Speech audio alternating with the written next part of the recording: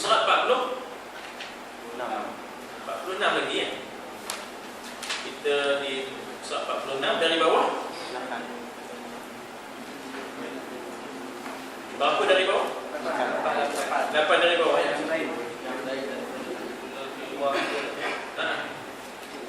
Nah, ya, kata pengarang kita Syekh Muhammad Nur Al-Fatani rahimahullah, nafa'na bi'ulumihi fid dharain. Jadi yang kita baca kan, yang kita bicara ialah perkara yang membatalkan dan membinasakan wudu, iaitu sesuatu yang keluar daripada salah suatu daripada dua jalan. Ya tak? Yang lain daripada mani diri. Pasal itu pula, ya tak? Kalau mani, kalau wadi, kalau air kencing, kalau batu, itu membatalkan wudu. Tapi kalau mani, dia bukan membatalkan wudu, dia bukan melahirkan hadas kecil, bahkan dia melahirkan hadas besar. Katalah tiba-tiba datang seorang, dia nyelomong pula yang bukan. Dia pukulnya daripada tulang sulbi. Ya tak? Dia pukulnya daripada tulang sulbi, tulang bungkuk. Tulang bungkuk. Yakhruju min baini sulbi wal pukul, pak, lompat bukan bukan, keluar mani, ya, gitu. Nak kata dia tidur tidak, dia tengah duduk. Nak kata dia kentut tidak, tak keluar angin. Tapi tiba-tiba keluar mani tak, kerana tempat itu dia maknanya ditampung, ya tak, daripada tulang sulbi ditampung, ya tak. Jadi maknanya di situ dia ni bukan soal hadas kecil, dia ni nak kita kata berhadas besar, ya tak? Jadi dikata yang lain daripada mani dirinya, maknanya tak termasuklah mani orang. Tak ada pula dengan sebab mani orang dia pula batal ya sembahyang. Kenapa mani orang? Oh sudah. Begitu ya penuh dah. Kawan tu yang keluar mani minggu pula batal sembahyang. Macam kutu babi je tak? Apalah batal ke sembahyang kena kutu babi? Allah, batal sembahyang aku kata kan.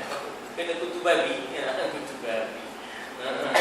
Itu kena kutu babi tak batal sembahyang. Tak batal sembahyang sebab kutu babi bukan ada darah. Kalau ada darah pun basuh darah, sembahyang tak batal, ya tak? Pasal apa? Yang kata batal tu ialah dia ada, orang kita tu ada allergic bila dengar babi, ya tak? Kena mughalazah sekalipun tak batal. Ya, air semayang tak batal. Kena najis mughalazah sekalipun. Tinggal lagi bersih kalau najis mughalazah tu. Ya tak? Jadi dikata yang lain daripada mani dirinya. Ya, maknanya yang lain, yang keluar yang lain daripada mani dirinya tidaklah kita kata membatalkan wudu, sebaliknya menimbulkan hadas besar. Lain lebih tinggi daripada hadas kecil, ya tak? Mula keluarnya daripada mula lagi seperti bahawa ia bermimpi, ya, padahal ia menetapkan dua papan punggungnya. Ya, barangkali dalam masa dia tidur stabil, dia tidur dalam keadaan, maknanya tidur dalam keadaan duduk. Boleh ada orang tidur dalam keadaan duduk, ya tak? Ada juga orang yang tidur dalam keadaan duduk telungkup. Ada budak dua orang kuliah subuh di Masjid Ridwaniyah itu. Anak tu Syafawi. Syafawi. Dia pun datang kuliah subuh di masjid, bawa di Pawi lah. Syafawi ni anak Pamiok. Budak dua orang tu lepas dia habis semayang nayahnya, ya tak? Terlungkup dua-duanya tidur. Itu dia, ya tak? Katalah ada orang tua tidur orang pintu, terlungkup ke depan, tiba-tiba keluar yang mandi, ya tak? Mimpi, ya tak? Mimpi accident, ya tak? Jadi dikata apa di situ, papan punggungnya tetap, ya, tidak berubah pada bumi, kerana iaitu mewajibkan sebesar dua pekerjaan, iaitu mandi, bukan lagi wudu, bahkan mandi. Dan dengan mandi itu terangkatlah hadas, ya tak? Dan yang keduanya, menyentuh atau tersentuh. Ini. Yang keduanya, yang kedua perkara yang membatalkan wudu. Yang pertama pun sesuatu yang keluar daripada depan atau belakang, dubur ataupun kubul, sama ada biasa keluar ataupun tak biasa keluar, sama ada tercair ataupun angin dan sebagainya. Ya. Yang kedua yang membatalkan wudu ialah menyentuh atau tersentuh. Menyentuh atau tersentuh, ya, akan suatu juzuk daripada kubul manusia. Mati ke, hidup ke, ya tak? Ya, mati ke, hidup ke, dia tersentuh. Ya, dia tersentuh, ya, dengan apa? Dengan tapak tangan tadi. Ya, dengan dia kata apa di sini, sama ada dia kata apa? Yang wadih, kubul manusia ni bahagian depan, ya, bahagian kemaluan bahagian depan dia panggil kubul, ya tak? Yang wadih, yang jelas, nyata. Sama ada hidup atau mati, kecil atau besar, ya, kecil ataupun besar. Tapi ingat ni kemaluan, ya, kemaluan. Ya. Adapun kalau kita sentuh tangan budak kecil, katalah perempuan, ya tak? Sentuh tangan budak kecil perempuan, tak ada dia batal. Ini tak, kalau sentuh kubulnya, ya tak? Bahagian depannya, kemaluan depannya, batal. Tak kira budak kecil ke budak besar. Ya. Atau besar, ya, kecil, mati ataupun hidup, kecil ataupun besar. Jadi yang batal tu kita yang nyentuh. Mayat tu tak batal. Mayat tu tak batal pun dia mayat. Ya tak? Kita dah ambilkan dia yang semayang kan? Dah lah tu kita sentuh pula. Yang batal bukan dia, kita. Ya tak? Dan makna kubul itu ialah zakar bagi lelaki, farash bagi perempuan, ya. Dan jikalau kubul yang terpotong sekalipun, ini barangkali ada kemalangan industri, kan? Ataupun gara-gara cemburu isteri. Isteri ni cemburu pasal apa? Dia renyah-renyih sikit, ada. Isteri ni pun tengah tidur, dia ambil dia cap buaya punya razor blade. Ngeri dengarnya, ada. Ada. Potong langsung, ada. Kalau kabut merecok-recok, ada. Panggil pula ambulans maksudnya, ya. Nak cari pula mana yang dah terpotong. Walaupun tak dapat sambung, dah mati selnya, tisunya. Atas ada apa dah jadi kemaluan itu sudah separuh, ya. Terpotong sekalipun, tapi kalau pegang yang terpotong itu pun batal juga, ya. Selama dinamakan dia zakar ataupun farash. Dan setengah daripada zakar itu kulit yang menudungkan hasyafahnya, kata belum sunat lagi, maka kulit yang menudung, yang menutup hasyafah. Hasyafah ni yang depan tu lah, topi tu. Nah, hasyafah tu topi. Orang kampung kalau ngaji dia kata topi Jerman. Jerman, ya. Jadi yang menutup topi Jerman itu dipanggil hasyafah.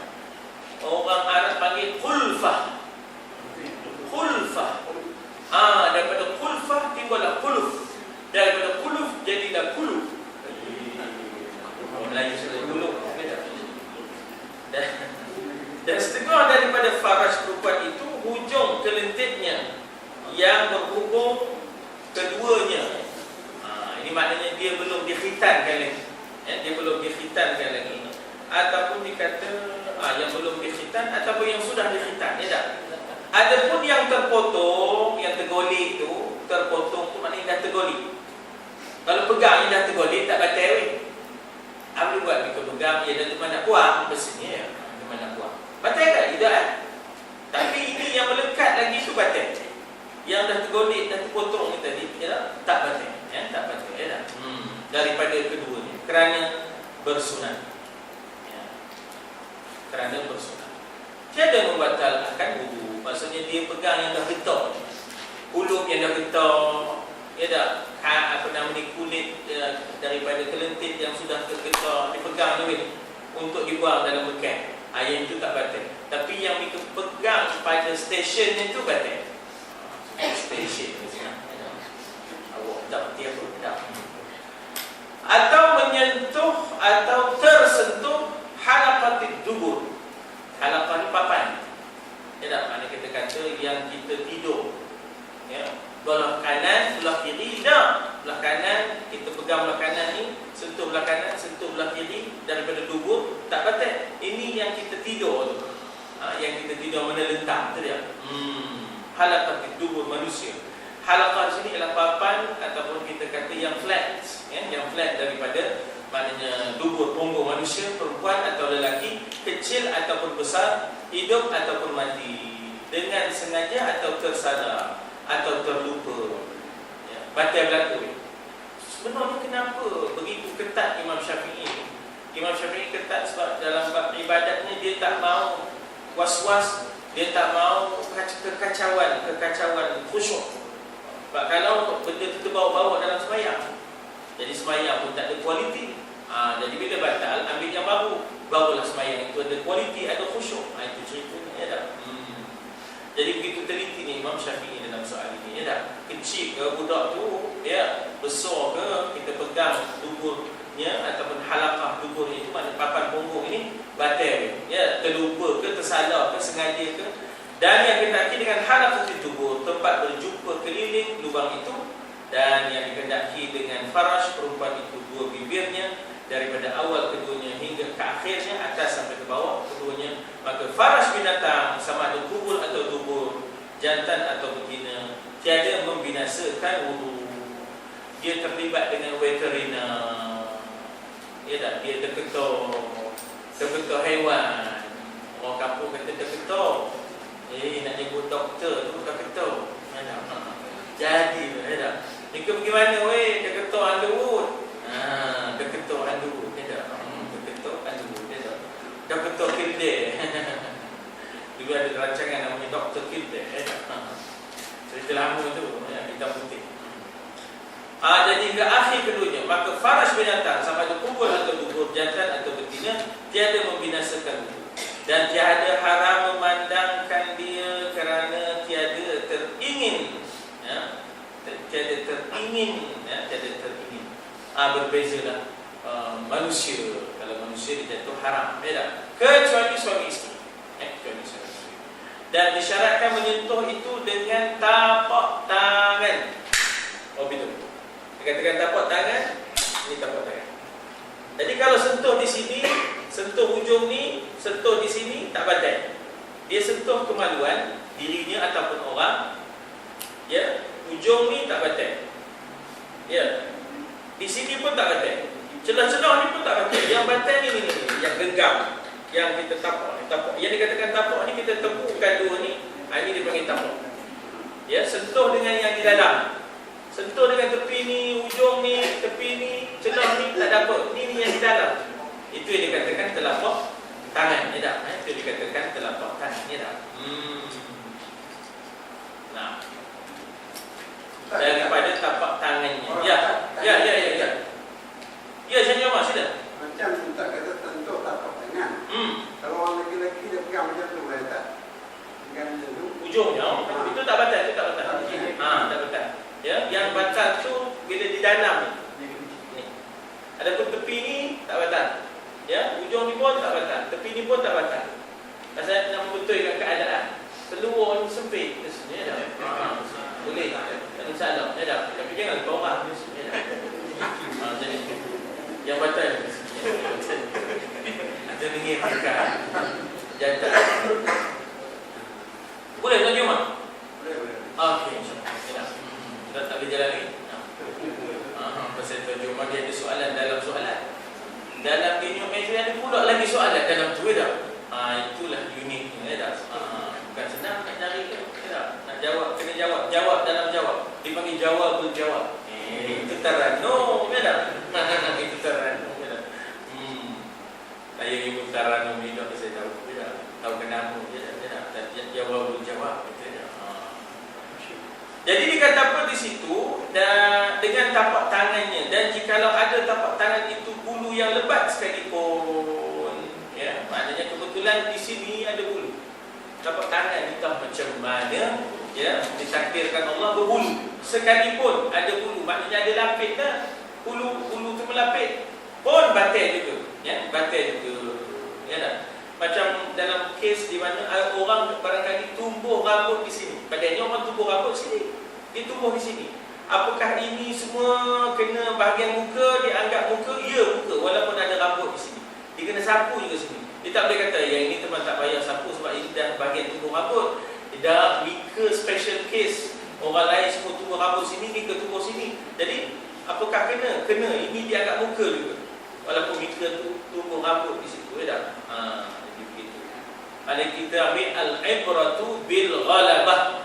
Pengajaran itu diambil daripada kebiasaan. Adapun syaz la yuqas. Asyadz la yuqas, benda yang jarang, yang pelik, tidak dikiaskan. Asyadz la yuqas, tidak akan dikiaskan. Itu dalam maksimnya ataupun usulnya, kaedah. Baik, jadi kata pun di situ bagaimana tapak tangan ini tadi. Apa dia tapak tangan? Dikendaki dengan tapak tangan, ya tak? Maka barang yang bersentuh daripada dua tapak tangan itu ialah tapak tangan yang dikehendaki dia, dan yang dikehendaki dia pada ibu tangan dengan dihantarkan perut satunya atas perut satunya, maka barang yang tersentuh daripada keduanya itu daripada had tapak tangan, maksudnya di sini ini ibu jari, ibu jari sentuh, pak. Itu tapak tangan itu, itu tapak tangan. Jadi kalau pegang yang di dalam ni, maknanya bahagian dalam tu kira batal, sama ada lelaki ataupun perempuan, sama ada kecil ataupun besar, Tapi kalau berlapis tak batal. Ini ceritanya sentuh ni maknanya tak berlapis ni, Dan disyaratkan pula menyentuh itu bahawa adalah ia dengan tiada dinding. Tiada dinding itu maknanya tak berlapis dengan kain. Kalau berlapis dengan kain tak apa. Yang ini berlapis, maknanya tiada berlapis. Maknanya dinding di sini tiada berlapis. Bukan dinding di sini dinding kayu itu bukan. Dinding di sini adalah kain, tidak berlapis. Maka jika ada dinding, ada kainnya, dan jikalau nipis sekalipun, tiada batal wuduknya. Kain kelambu ke, jadi maknanya kain selendang ke, tidaklah batal. Dan yang ketiga daripada yang membatalkan wudu, bersentuh dengan yakin.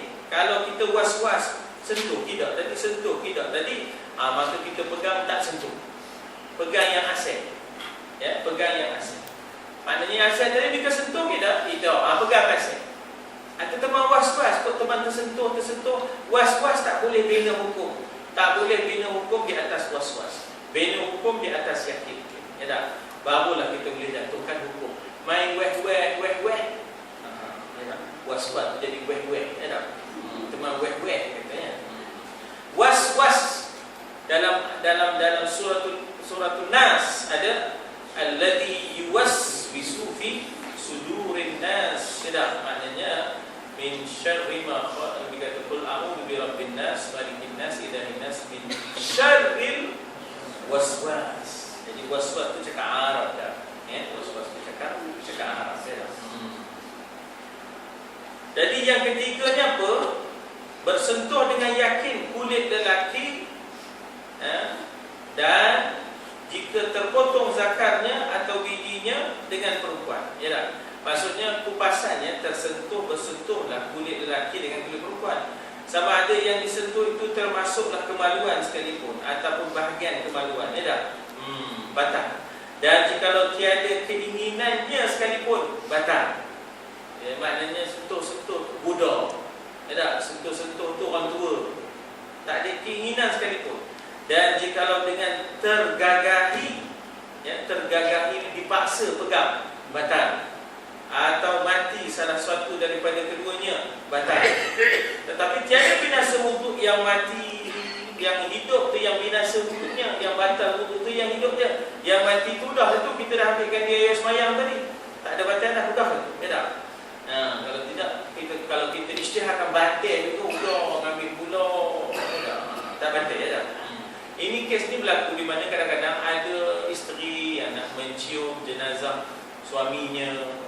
Ada orang melarang nanti batal semayang. Siapa? Semayang ini suaminya. Yang batal ayah semayang isterinya. Suaminya? Tidak, tak payah ngambil banyak tali pun tak. Jadi maknanya tiada binasa wuduk yang mati itu. Dan yang dikehendakkan Dengan kulit itu barang yang lain daripada rambut dan gigi dan kuku. Itu tak termasuk dengan kulit, ya tak? Dan dikatakan di situ bahawanya dengan perempuan yang hilang, iaitu tiap-tiap perempuan yang sah nikah. Apa dia? Hilang.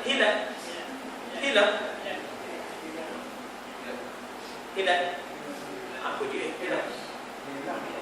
Tak pernah jumpa lah kata ni. Dan dia kata yang dia nak kaitkan dengan perempuan yang hilang, iaitu perempuan yang boleh kita nikah. Hilang. Apa hilang? Yang boleh kita nikah. Hilang. Orang dengar yang hilang. Wallahu a'lam. Nanti kita cek apa dia hilangnya. Kamus Dewan ni tak? Kemudian dia kata apa di situ? Yang sudah ada keinginan keduanya, ya, yang sudah ada keinginan keduanya, yakni yang sudah menginginkan dia. Maka kanak-kanak perempuan tiada, bila kita pegang kanak-kanak perempuan tidak batal wudu. Ataupun orang perempuan pegang kanak laki-laki tidak batal wudunya tadi, ya tak? Ini bukan masalah pegang kubur ataupun dubur, itu batal tak kira kecil besar. Ini masalahnya kita sesama kita dah besar. Itu bukan masalah kita pegang kubur dengan dubur. Dan ini kita pegang tangan ke kaki ke dan sebagainya, ya tak? Jadi kalau berbudak yang tak ada keinginan kita pada dia, tak batal, ya tak? Dan kita kata bahawa perempuan pun begitu. Kalau dia pegang budak lelaki, tak batal. Yang tak ada keinginan dengan pegang itu, ya tak? Orang Kelantan kata tak ada ram. Tak ada ram. Ram itu maknanya short, karat lah. Ram, ya tak? Dia ada rem, dia ada ram. Tak ada rem, tu mana tak larat dah. Habis rem. Tahu? Bukan ni? Tahu? Tak gerak lah, orang Kelantan kata tak gerak. Tak ada rem. Tapi kalau ram lain pula. Ram tu maknanya short karat. Maksudnya tak. Jadi saya tu, kita ni mengaji agama ni kena rapat dengan demo orang Kelantan. Sebab apa? Demo yang ramai mengaji agama ni. Saya di Jordan, saya di Saudi pun begitu, saya di Syria pun begitu. Duduk serumah dengan demo je. Masa itu Malaysia, Perak ni Saudi Hong Kong masa itu. Saudi Hong Kong. Tak banyak orang ngaji Quran, ngaji agama masa itu. Perak lah masa itu, ya. Bukan Saudi Bukan, Saudi Hong Kong. Masa itulah. Sekarang dah banyak dah, ya. InsyaAllah. Ya. Jadi dikata apa di situ? Melainkan apabila sudah diinginkan dia pada ghalib, orang yang mempunyai perangai yang sejahtera, yang normal, yang biasa. Kalau abnormal, orang yang luar biasa, yang rata lah, luar tabi'i ya, maka budak pun batal. Dia ni jenis keji, ya tak? Budak pun digemurnya. Kalau itu budak pun jadi batal, ya tak? Maksudnya bukan budak tu batal, dia pegang budak pun jadi air semayang yang batal. Pasal dia ni tak normal, ya tak? Dan kanak-kanak lelaki apabila diinginkan dia pada ghalib perempuan yang mempunyai perangai yang sejahtera, ya tak? Dan maknanya tiadalah batal kalau sekiranya kanak-kanak perempuan sekalipun yang tak ada keinginan bila kita pegang, ya tak? Tapi kalau ada keinginan, ada batal, ya tak? Dan jadi dikaitkan dengan umur tak tentu, ya tak? Kadang-kadang subur 6 tahun pun subur. Budak ni besar, ya tak? Kening dia bertemu. Ada. Kalau ada gerang, kalau batal lah situ. Kalau ada gerang, batal lah, ya tak? Dia lebih kurang sama dengan mazhab Maliki di sini. Mazhab Maliki, ya, dia asalnya tak batal. Tapi kalau pegang tu gerang dia batal. Tak kira kecil besar. Asalnya mazhab Maliki tak batal kecuali subuh. Tapi dia macam Hanafi juga. Tapi kalau pegang tak kira kecil besar, ada gang, ada short current, batal. Tak kira lelaki, tak kira perempuan, tidak. Dan jadi dikaitkan dengan umur 7 tahun atau kurang atau lebih, ya, kerana bersalahan, berbeza-beza tubuh kanak-kanak, ya. Tetapi pada ghalibnya kanak-kanak yang umur 7 tahun. Al-ibratu bil ghalabah. Pengajaran itu diambil daripada kebiasaan, ya. Al-ibratu bil ghalabah, ya. Ghalibnya, kebiasaannya. Umur 7 tahun itu diinginkan dia sama ada ia itu merujuk kepada orang Arab tuan-tuan. Sebab orang Arab ni lain rupanya. Umur orang Arab ni 7 tahun, perempuannya pun dah lain, berapa jana. Ya tak? Lakinya pun orang itu umur 7 tahun, dah berapa form 2, form 3, ya tak? Lain, Arab ni lain sikit tuan-tuan. Arab kalau pakai baju warna merah lagi dia. Ya Allah dia. Dah ada demonya pun orang itu ya. Pakai merah, tak ada hayok, tak ada hembo. Jadi dikatakan ghanimnya dengan 7 tahun itu ada keinginan akan dia, sama ada dia perempuan atau lelaki. Maka apabila bersentuh kulit lelaki dan perempuan yang tersebut dengan tiada berlapis, binasalah wuduk keduanya. Dan wallahu a'lam. Yang keempat, kita berhenti dekat yang keempat ya. Hari ini kita 7 malam 8 dah. Jumadil akhir. Yang keempat, hilang akal. Kita berhenti di situ ya. InsyaAllah. Mana yang baik dari Allah SWT, maaf daripada kita. A'udzubillahi minasyaitonir rajim. Bismillahirrahmanirrahim. Alhamdulillah wassalatu wassalamu ala Rasulillah wa ala alihi washabbihi ajma'in. Allahumma anfa'na bima 'allamtana wa 'allimna ma yanfa'una wa zidna 'ilma. Allahumma akhrijna min dhulumatil wahmi وأكرمنا بنور الفهم وافتح علينا بمعرفة العلم وسهل أخلاقنا بالحلم وصلى الله على سيدنا محمد وعلى آله وصحبه وسلم والحمد لله.